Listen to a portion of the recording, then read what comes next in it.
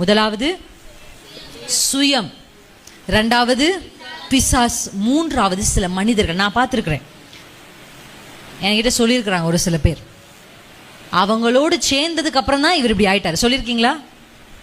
இவங்களோடு இணைந்ததுக்கு அப்புறமா தான் அந்த மனுஷங்க என்ன பண்ணுவாங்கன்னா கொஞ்சம் கொஞ்சமா அவங்க மூளைக்குள்ள உட்காந்து எந்த திசைக்கு போகணுன்றதை அவங்க சொல்ல ஆரம்பிப்பாங்க.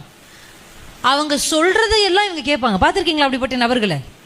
அவங்க என்ன சொல்றாங்களோ அது இவங்க கேட்பாங்க, தலையை ஆட்டுவாங்க, அதுக்கு எதிர்பேச்சு பேச மாட்டாங்க.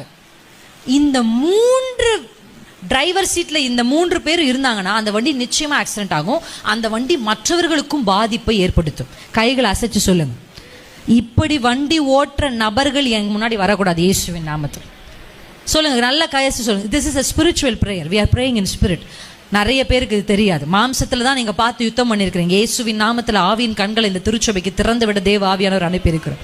அல்லேலூயா. போய் காரோட சண்டை போடுறதை நிறுத்துங்க, மாம்சத்தோடு மனுஷர்களோடு சண்டை போடுறதை நிறுத்துங்க, அவங்கள பத்தி பேசுறதை நிறுத்துங்க. கை அசைச்சு சொல்லுங்க, இயேசுவின் நாமத்துல. கை அசைங்க, நல்ல கை அசைச்சு. இயேசுவின் நாமத்தினால சுயத்தால் இயக்கப்படுகிற மனிதர்கள் என் வாழ்க்கைக்கு எதிரே வராமல் இருப்பார்களாக.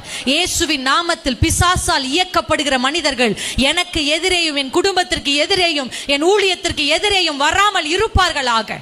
மற்ற மனிதர்களால் இயக்கப்படுகிற நபர்கள் இயேசுவின் நாமத்தில் என் குடும்பத்திற்கு எதிரே வராமல் இருப்பார்களா. அல்லேலூயா. இவங்க மூணு பேருக்காக மூணு விதத்துல ஜெபிக்கலாம். முதலாவது, சுயத்துல இயக்கப்படுகிற மனிதர்களுக்கு தேவ சந்திப்பு வேணும்னு ஜெபிக்கணும். அல்லேலூயா. கர்த்தர் வந்து அவங்கள சந்திக்கணும். எப்படி சந்திக்கணும்? கர்த்தர் வந்து நின்று சந்திக்கணும். அப்படி சந்திச்சா அவங்க சுயம் சாகும், அவர்கள் இருதயங்கள் நொறுக்கப்படும், அவர்கள் தாழ்வார்கள். அல்லேலூயா. தாழ்த்தி தன்னை ஒப்பு கொடுப்பாங்க. ரெண்டாவது, பிசாசினால் இயக்கப்படுகிற மனிதர்களுக்கு எப்படி ஜெபிக்கணும்? போராடி ஃபைட் பண்ணி ஜெபிக்கணும். அல்லேலூயா.